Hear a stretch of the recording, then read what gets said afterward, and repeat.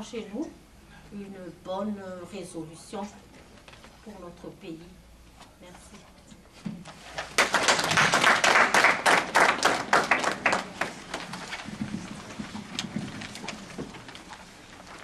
Thank you.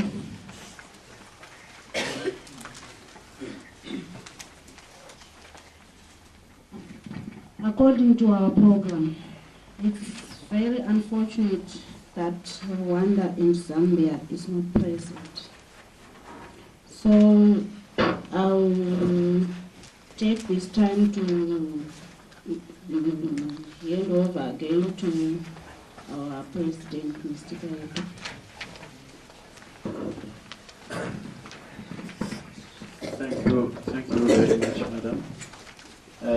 Allow me to ask Mr.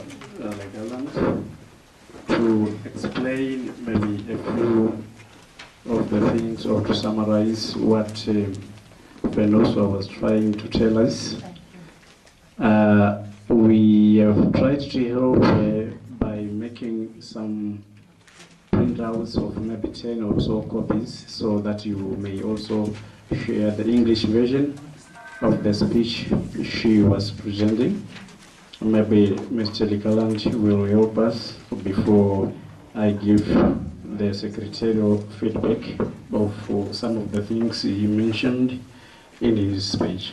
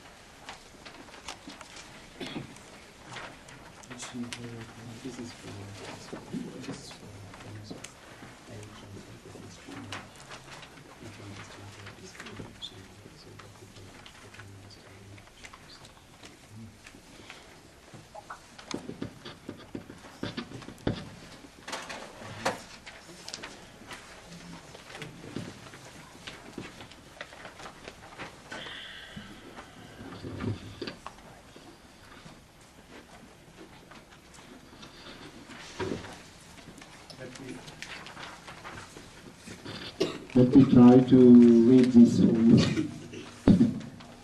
Ladies and gentlemen, it is a great pleasure and honor to address to you today as Secretary General of the Green Party of Madagascar, Assimi Madagascar. I have the honor to represent, in the absence of our national president, Mr. Alexander George, who could not attend this meeting, and send you his best regards and his wishes on success on our workshop in progress. My first word refers to the president of the Green Party of Zimbabwe, who make us honor of hosting us in this beautiful country, rich in biodiversity, coupled with the legitimacy, kindness of the people. Thank you so much. For of this wonderful welcome, I shall certainly bring the Malagasy greens. The 2018 election will be a crucial year of our country, Madagascar. It will be marked by holding of the presidential election in the first of 2018. You then follow the election, sensational and ending with a close election. 3 blocks of favorite in this election, namely, first, the HVM block of the president currently in charge, who is definitely candidate for his own succession. B, the TIM bloc, disposed president of Mok Ravalu Manana, has already announced his candidacy for the presidential 2018. See, the bloc of Armada Group, Republican Alliance Madagascar, gathering 5 major parties in Madagascar, namely the TGV party, Tanura Gassi Yonona, for the former president of transition.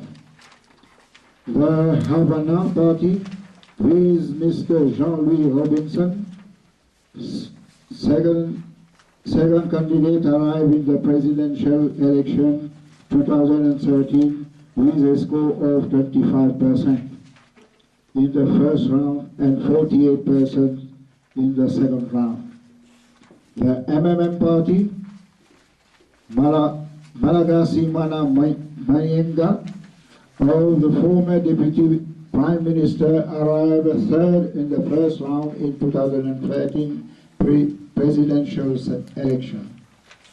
The party Hankara Isika, second, a former Prime Minister of transition, fifth, happened in the first round of the presidential election 2013. The Green Party Hassini Madagascar, chaired by Mr. Alexandre George, founded party, currently executive chairman of the party. The party has arrived at the 6th of the 36 candidates in the first round of the presidential election.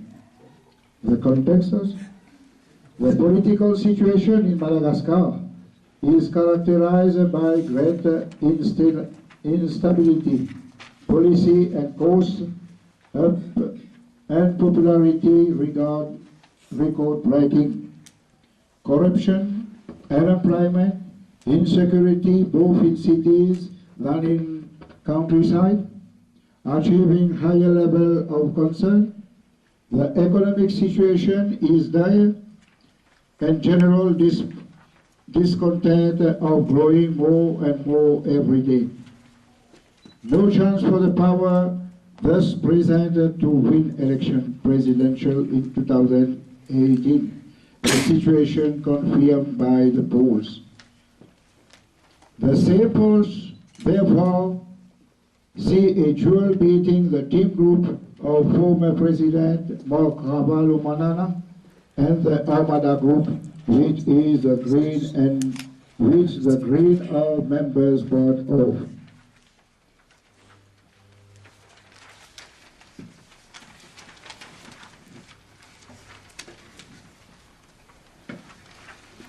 The current president can constantly present its own same succession if he has not announced his candidacy. President Mark Ravalomanana has already announced his candidacy. Thus, the government team will have its candidate. The Hamada Group is waiting the publication by the GENIC to the timetable of election before officially announce his candidacy, so certainly be a candidate. The 5 Armada's party leaders signed a political agreement to form a coalition. The agreement stipulates that the Armada will present a single candidate to be elected from the 5 coalition party leaders. The 5 leaders party will therefore elect their candidates. The presidential while ministerial posts will be divided among the members of the party family, with the party fairly. Sorry. The coalition of Hamada has implement all necessary means to win this election, and you can add other things if you think it is too short. kisses. Thank you. Part 2.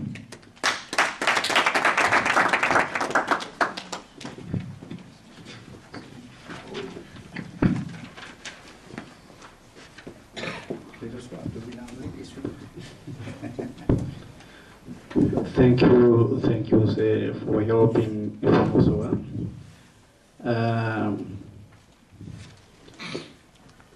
Ladies and gentlemen, allow me to give a feedback, a secretarial feedback, especially to those who are in the SAGF executive. The Vice President of the Southern African region is here present. We are therefore asking him to take this message to Dr. Frank Habineza, who did not make it to this meeting because he is under pressure. He was in elections last week. He is trying to cool down the Rwanda pressure.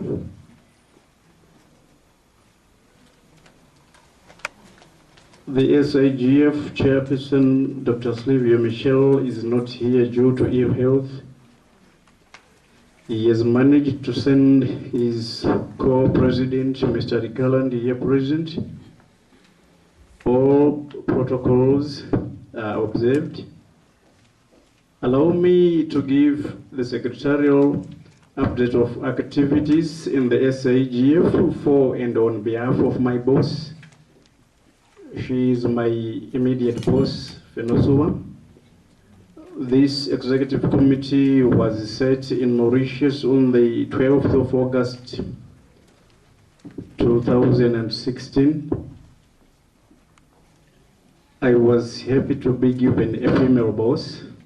It was quite a big challenge for us to be led by her. I therefore prepared this feedback for and on her behalf as a follow-up to what we were supposed to do or what we were supposed to have done. I'm not going to read any minutes of the previous meeting, because in my understanding, when we held that last session, the minutes were sent to every executive member and every country represented through the emails. I stand to be corrected there if I am wrong. It is my great concern that no follow-up of activities were held, either due to lack of resources or due to commitment in the individual states, or alternatively, due to complacency and lack of commitment in our region. Allow me to accuse the Vice President of the Southern African region that we were caught napping, we were caught relaxing, while the region was facing or is still facing some elections. The Rwanda was having elections last week. We are going to face elections this coming year, and Madagascar is going to face elections next year as well. And we have not made any follow-up meetings in accordance with what we agreed in Mauritius on the 12th of August 2016. We do not go anywhere if we do not communicate, if we do not plan our regional activities, which are outside sessions like this one, but which are also affecting our day-to-day political survival. Nonetheless, Mr. Chairman, I'm glad that the Global Greens Congress 2017, which was held in Liverpool, was successful, and we were all invited as a region to attend. Despite the fact that we faced some challenges, but at least some of you attended for and on our behalf. I thank you for that. We faced difficulties, especially Zimbabwe as a nation, due to the sourness of our international relationship with Britain in particular, where we were denied visas last minute after having done or after having gone through all the necessary procedures, after having been given a green light, but on the last minute, Mr. Kisi and myself were denied entry into the UK. I therefore made some communications with the Secretariat at a global level so that when we are to have such other meetings next time, they would plan in advance so that they communicate with the Home Office of Britain so that African countries, especially those ones with a bitter relationship with Britain, will not face difficulties like what happened in Uganda, Zimbabwe, and I think Egypt.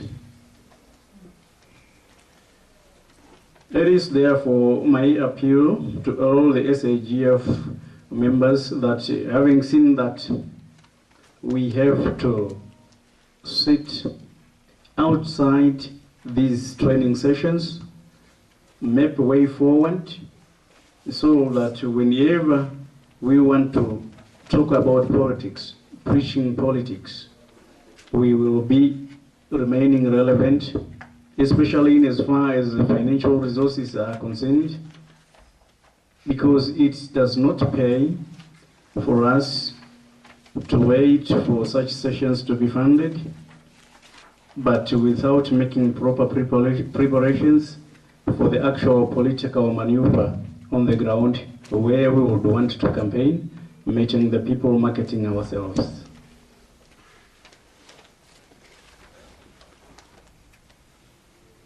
Allow me to inquire from the representative of the SAGF, the president, if anything has been done with regard to what we agreed on the 12th of August 2016 in Mauritius, on the letter which was supposed to be submitted to the African Union and SADC, where we were advocating for a place in as far as elections in Southern Africa and in Africa in general are concerned. If he does not have an answer today, it is my humble request that after the meeting we get a feedback so that if we are to have a session on that particular issue, be it a physical session or an online session, we have to look into that matter. Let us submit the letter, then they turn us down, then we go to the relevant courts. The reason being, we are advocating for something that is globally recognized, but we are not allowed into the decision-making bodies like the African Union and the SADC.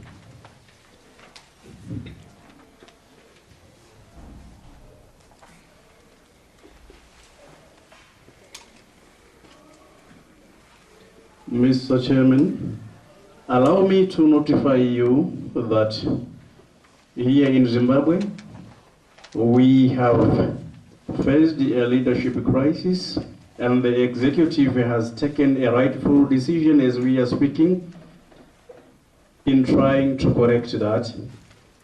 It is my understanding that we have a tip of the story, and the SAGF will also support us over the move.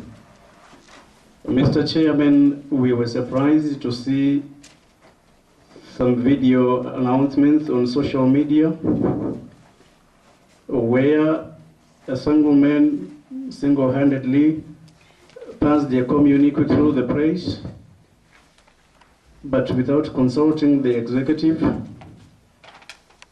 And we tried to address that through the normal procedures. We communicated with the SAGF, we communicated with the AGF, we communicated with the Global Greens and the European Greens. We also notified the local press over that issue. It is an issue that is being handled by the UCAD Green Party of Zimbabwe National Executive members, but what we are trying to avoid is a situation of confusion at the regional level. It is therefore my appeal that if you see any member who is not recognized by the Zimbabwean executive issuing statements, may you kindly disregard such moves.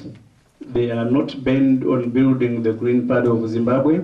They are not bent on improving the Southern African Greens Federation, but they are bent on tarnishing the image of the body. I thank you.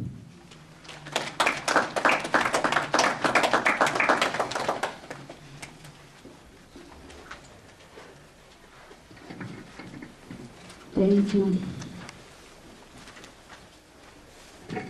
I think I need to come back again on the issue of phones. Please, let's either switch off or put them on vibrate. Thank you. On our program, since we a bit delayed to start our meeting as per schedule, we have cancelled the tea break. I think we'll continue with presentations.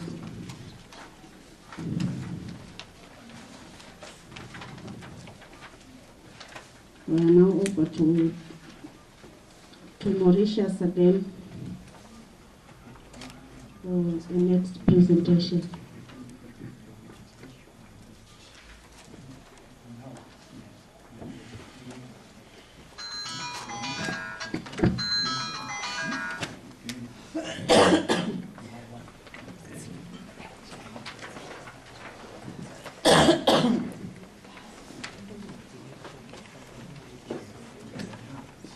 We are handing over to Zimbabwe. Mauritius will follow.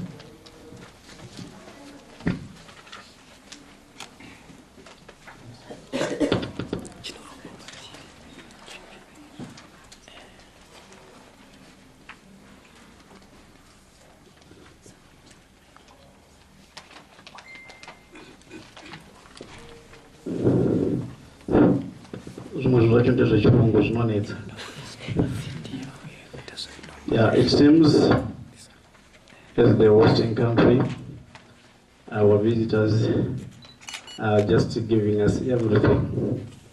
Tisu tuita members zacho tisu constitute. I'm going to make my presentation. It is a bit longer than that one, but we have to be patient because that is why we are here. The chairman in absentia, Dr. Frank Ebenezer, the SAGF chairperson, the present,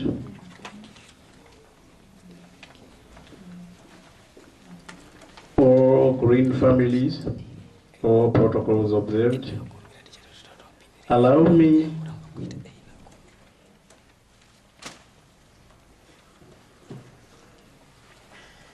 just excuse us, it seems there is something that is happening. Our friends are complaining. They want a French version of this presentation. I think it is ready. Let us sort it out so that we move together.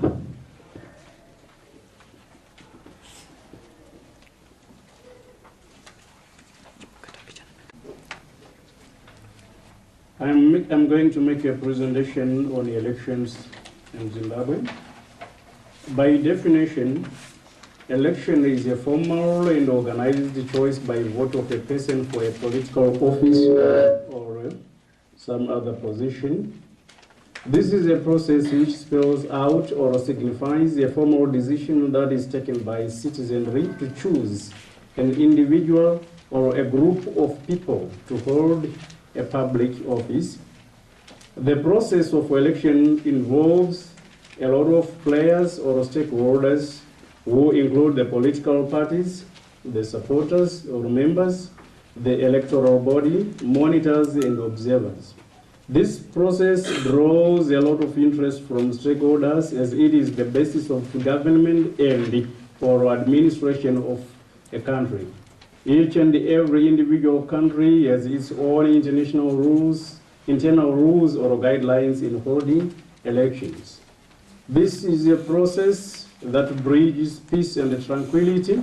This can also cause internal unrest, uprisings, and all sorts of tensions and threats of human life. The conducting of elections brings about a discontentment amongst players, mostly from opposition sides, which in most cases feels cheated or shortchanged due to unlimited influence and manipulation which a ruling party may have. This is because most of central players like electoral bodies and the military get direct instruction from the government, and under normal circumstances, the government is made of a majority of a single party. This entails that such elections are devoid of democracy, transparency, freeness, fairness, and credibility. Violence, murder, vote buying, and other forms of rigging are employed, and at the end, an election ceases to be a national cause, but regional, continental, and international cause. Elections in Zimbabwe. Zimbabwe has an experience of holding elections under the independent state since 1980. She has held elections under various conditions and systems as circumstances permitted and as authority of the day decides. In 1980, about 10 political parties and some independent candidates for presidential and parliamentary posts participated. First past the post system was used in voting and was not as strict and problematic as it is now. Some forms of political alliance were noted, with the Rhodesian Front, which was the ruling party, opting to merge with the UANC for their own reasons. However, ZANU-PF, led by Robert Mugabe, won 57 seats, defeating all others in the common roll, which interpreted to 63% of the votes. This was the first step towards democracy, with the nation run by a prime minister. Zimbabwe has gone through various changes in the electoral systems. Zimbabwe holds elections for head of state and the legislature on a bicameral system where we have the House of Assembly and the Senate. The Assembly has 270 seats, with 210 being elected for 5-year terms on a single-member constituency basis. However, 60 additional seats are reserved for women, 6 per province, which are filled based on the party list proportional representation distributed using the largest remainder method and the Hare quota. The Senate has 80 members, 60 are elected for 5 years in 6-member constituencies, representing 1 on the 10 provinces elected based on the votes in the lower house election following the party list. Proportional representation distributed using the Hare quota. Additionally, 2 seats for each non-metropolitan district of Zimbabwe, elected by each provincial assembly of the chiefs using the single non-transferable votes, the SNTV. 1 seat for senatorial president and 1 for deputy. 2 for people with disabilities, male and female, elected using the first past the post FPTP by an electoral college. The information above is based on the guidelines of the 2013 Constitution. Zimbabwe is a one-party dominant state dominated by ZANU-PF being the ruling party. Opposition politics is allowed in the spirit of political pluralism and multi-party democracy. However, dominant party uses all the machinery at its disposal to cling to power, triggering the current war cry. Elections in Zimbabwe were held in 1980, as explained before. They were also held in 1985. The 5 parties participated and some independents. In 1990, elections were held under the constitutional amendment of 1987 to allow for the executive president.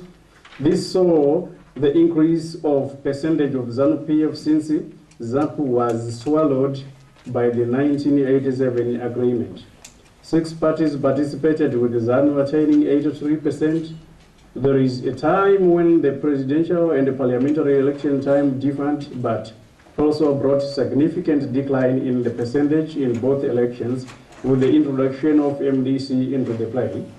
Whereas ZANU-PF had 48% and MDC having 47% in the 2000 parliamentary elections and 56.2% for Robert Mugabe and 42% for Morgan Tsvangirai for presidential race in 2002. 2005 saw the harmonization of elections, which was noble for the cost effectiveness in both human and capital resources. This was the turning point where ZANU-PF was truly challenged by the opposition MDC due to what was identified as a gross reluctance and moral governance, corruption, and nepotism, amongst other things. People wanted change and hence applied the popularism mentality other than meritocracy. Morgan Tsvangirai won the elections 47.87% against Robert Mugabe, 43.24% according to ASA statistics, with 8.1% going to Simbama Koni, 0.58% going to Langton Tongana. Following this humiliating defeat, the ZANU-PF party took advantage of the Swandic principles supported by the Electoral Act, where the 50+1% was required for one to be a winner.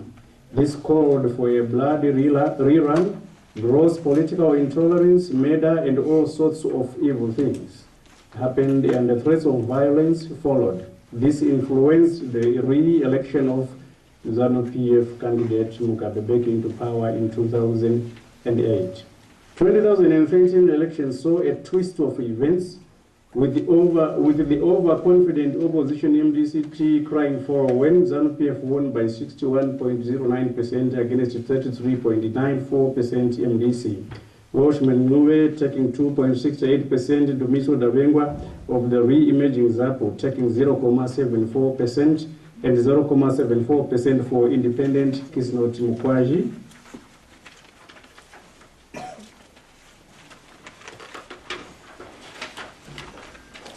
It is a common phenomenon in Africa, especially the revolutionary parties, that an incumbent party or a leader must not seize power to anyone in the spirit of multi-party democracy, but instead maintain the preponderance of incumbency syndrome. This therefore allows for the hijacking of institutions which are supposed to be independent to become extensions of ruling party instead of the people-oriented bodies.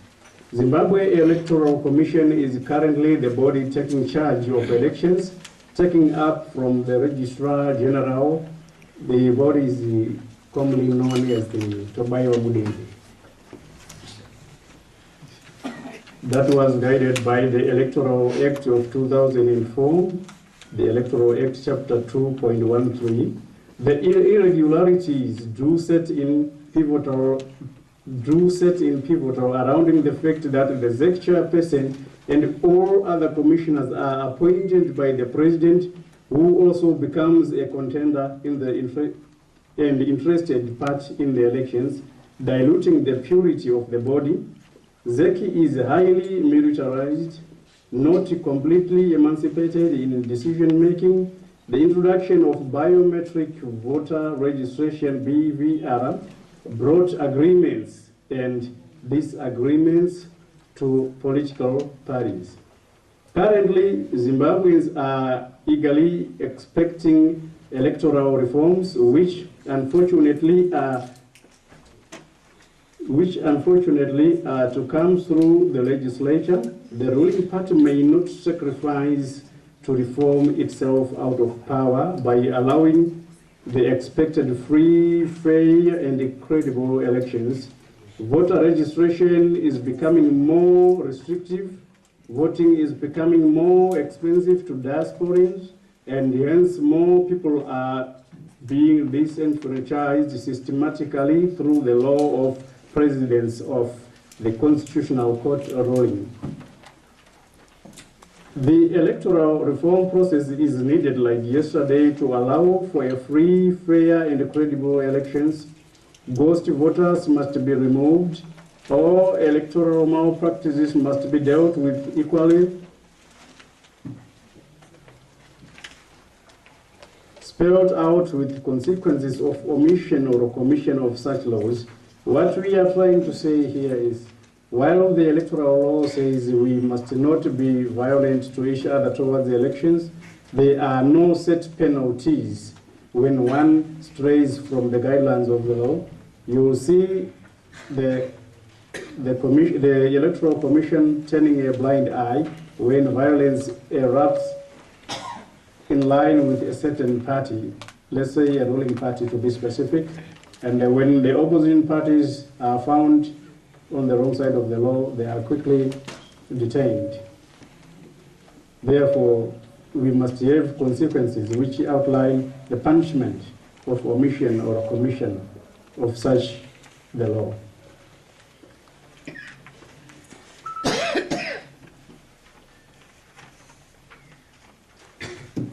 International best standards must be followed. Demilitarization and funding of ZEC is a prerequisite. This is a particular case in Zimbabwe, but a trend in Africa. Africans must strive to change the mentality of political hegemony, cabal, and despotic tendencies so as to allow the holding of free, fair, and credible elections which do not always spill into courts. While it is correct that each and every state has a right to protect its territorial integrity and sovereignty through legislation, it must also be borne in mind that we may not sustainably stay in absolute isolation. We therefore need to sacrifice international relations, the rule of law, and democracy and development in the interest of the so-called self-rule, which throws integrity and relevance into disarray.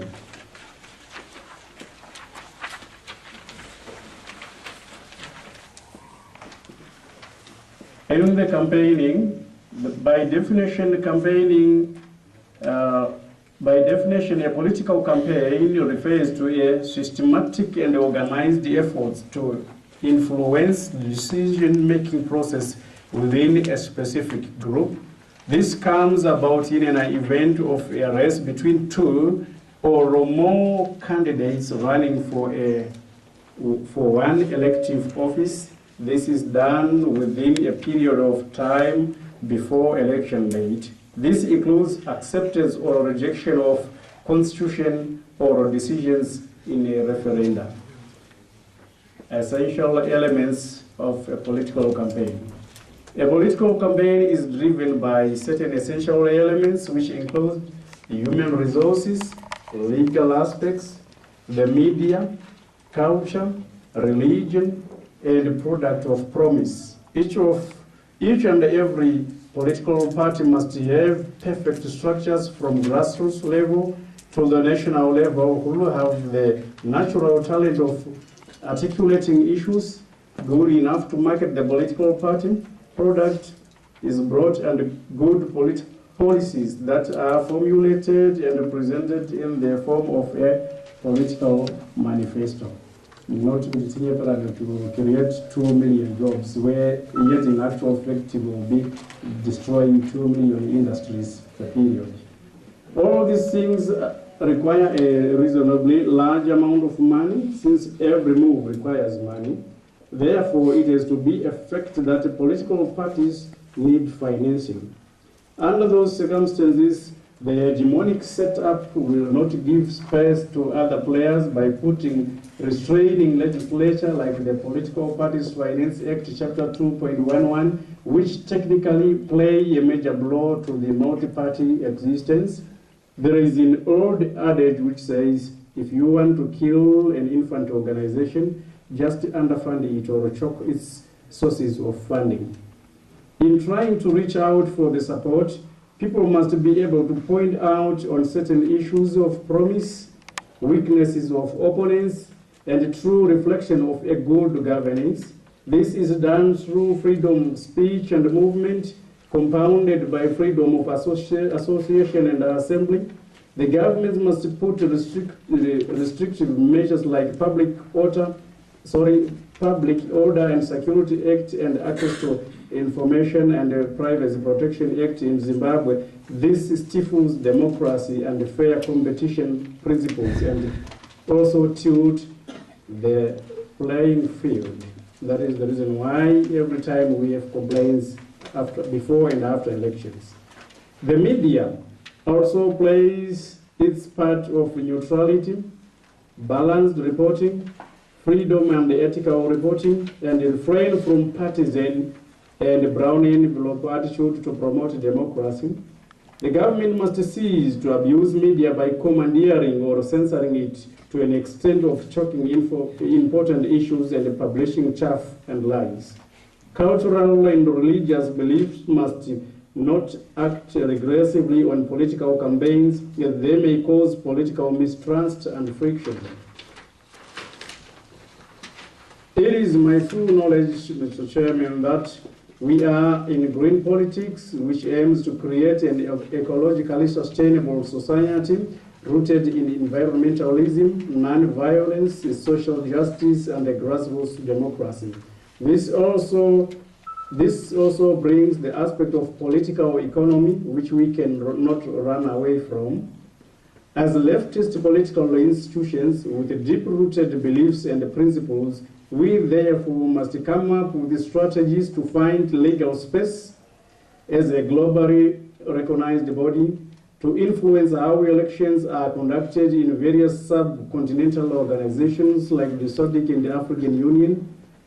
Our ecological concepts do square off well with the regional concepts. The only problem is that the same leaders who head these institutions are the ones who are bending or breaking the benefits of lawlessness and fraudulent elections.